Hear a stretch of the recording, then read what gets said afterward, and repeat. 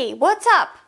Welcome to Series English. My name is Antonia and today I'm going to show you that studying English idioms is as easy as pie. It's really easy. It's like a piece of cake. I have just used 2 English idioms. Have you noticed? Do you know their meaning? Today I'm going to give you 6 tips which will make your life easier. They will change your life dramatically as to learning English idioms. You're going to study and learn them quickly and effectively. So let's get started. First of all, context is really important. It's important not just for studying idioms, but for studying anything, any vocabulary especially. So, you need to find English idioms in different places. For example, in different TV shows. There are tons of them there. In movies, in conversations, real-life conversations, especially with native speakers, of course. In newspapers and magazines, in songs. There are tons of idioms in songs. Anyway, idioms usually appear in real English. When you communicate with native speakers, they are common for speech, much more common for speech and public writing, in speeches, in newspapers and magazines. So, context. Find idioms within some context. Here you can also turn on the subtitles when you watch a TV show or a movie, for example, or you watch a video on YouTube. You can turn them on. Secondly, try to analyze and study small parts of videos. Because if you try to watch a whole movie in one day, you might feel frustrated as you will be overwhelmed with slang, phrasal verbs and idioms as well. So take small parts, little by little. In addition, studying some small selections of idioms is also a good idea. For example, I have a lot of videos where I tell you about 5 idioms, for example, and usually they are connected with some specific theme or topic. For example, animal idioms, or color idioms, or clothes idioms, and so on. Secondly, keep an idiom diary.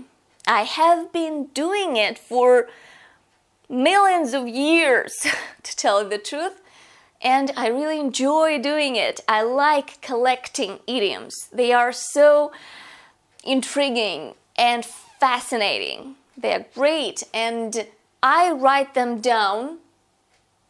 And of course, if I do not know the meaning, if you do not know the meaning, you should look them up in a dictionary. Better use an English dictionary. Also, try to picture the image. Idioms are all about images. For example, a piece of cake, like a piece of cake. A piece of cake is something tasty and easy to enjoy. So, if something is like a piece of cake, it's wonderful, it's easy, easy peasy. To turn one's cold shoulder. Imagine a person whose shoulder is cold and you want to cry on it. But you can't, it's cold, it's uncomfortable. So if somebody turns his or her cold shoulder, then he doesn't want to deal with you, help you, and so on. Anyway, try to imagine things. Create the picture in your mind, and the picture is always helpful, almost always. So that's why when you see a new idiom, try to make an educational guess. Try to guess the meaning, judging by the image, by the picture you get in your mind. It helps and it works almost all the time. Sometimes it doesn't, then you need to study the meaning. Well, in any way, you need to find the meaning and make sure that your guess is correct. But most of the time it works. Also, use them. Use the idioms to memorize them better, to learn them. You need to use them, put them into your own context. For example, I needed help from my colleague, so I went to him and explained what my problem was, but he turned his cold shoulder to me. And finally, create stories with lists of phrases. It helps to memorize several idioms or idioms and phrasal verbs, some collocations which you can't memorize. Try creating stories. You might write them down or you might just simply imagine them, tell the story, and that's it. And now let's train your dragon. Joking. I mean, let's train your imagination. Let's try to work with these idioms. Try to create a picture of each idiom in your head, in your mind, and guess the meaning. Now pause the video and do it. And when you're ready, we're going to analyze them together. Are you done? So, to patch things up. When something needs mending, especially when you talk about clothes, you patch it. You put a patch on it. So when you patch things up, usually do it with somebody, you improve your relationship. You try to forget about some fights, some problems. You patch things up with the person. Now put this idiom into your own context. Create your own sentence. Have you done it? You might say, I've decided to patch things up with my sister. Recently, we had a falling out, but now we are all right. A clean slate. To start with a clean slate. A slate here is actually like a chalkboard. And when it is clean, you can start anew. So to start with a clean slate means to start without any previous record, any previous problems and challenges. You start anew. You start with a clean slate. To get out of one's hair.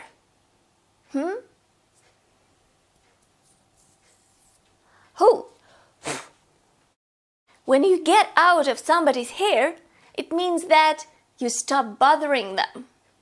You stop distracting them from something. You just leave, usually, when you get out of somebody's hair. Okay, I see you are busy, so I'll just get out of your hair. Bye. Joking. To back into a corner means to make somebody uncomfortable, to give no choice, to make somebody do something you want.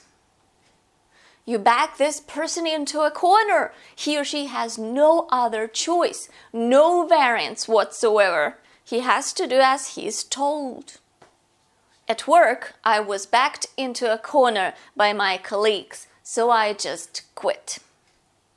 I had no other choice. Take it or leave it. It is more of a set expression than an idiom. I have just found the first phrases I had in my idiom diary and I wrote them down here. So take it or leave it. You can take it or you can leave it and forget about it forever.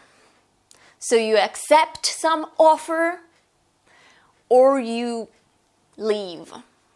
You have to make a decision. And the person who gives you this choice to take it or leave it is not going to change anything about this suggestion, about this offer. So this is how it is. Nothing's going to change, so just take it or leave it. We have discussed all the details already, so just take it or leave it. Okay, that's it. I hope that now you know better how to study English idioms effectively and quickly. If you have any questions, if you want more videos about studying new vocabulary and studying different things connected with English, write a comment. I will try to answer as soon as possible. Do not forget to like, share and subscribe, and I hope to see you in my next videos. Happy English and Russian practice. Bye! BTW, these tips can be fruitful not just for studying English idioms, but for studying any idioms. German, Spanish, Russian, it doesn't matter. The tips will be still the same.